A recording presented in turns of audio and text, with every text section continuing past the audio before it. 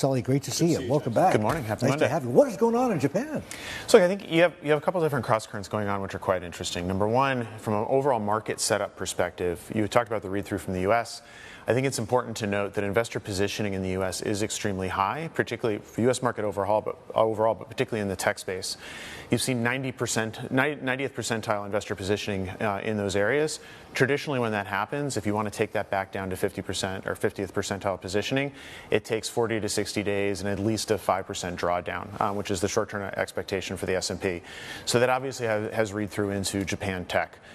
The view at JPMorgan, at least, is that you are likely to see the highest wage growth in decades in the Friday Shunto spring wage renegotiation report.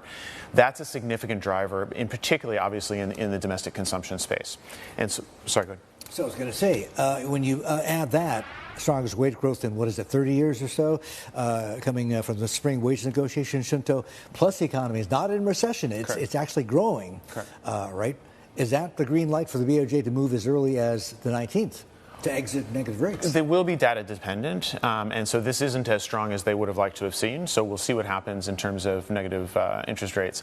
I think the critical component from a market performance perspective, again, at least from a JPMorgan perspective, is this rotational trade within Japan. You've seen significant outperformance, particularly from the exporters, tech, banks to some degree. That's likely to now rotate into domestic demand and consumption plays. Critical to the forward view of the Japanese market from our perspective is the yen. We might talk about that later on in the program. The reality is, if you look at the 14% EPS growth that Japanese companies have posted, over half of that has been yen depreciation, and we do see that starting to turn. So we'll have to watch that very closely.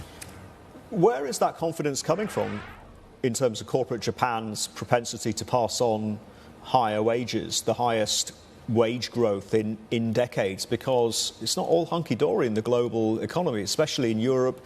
Big export destination still for Japan. Yes, the yen has been weak, so that's been a headwind, but I just don't see that confidence. Stuck, right? That's right. So I would counter a little bit from the perspective that one of the biggest stories that we're telling on the macroeconomic front right now, last year you saw good global growth, but incredibly narrow, almost all U.S. and primarily in the tech space. The critical story for 2024, from our perspective, is the broadening of that growth. So Europe is starting to catch a bid. Japan is starting to catch a bid. You saw better than expected numbers out of China. You started to see market inflows into particularly the A-share market there. So that broadening of growth starts to give us some level of confidence in the underlying Japan story.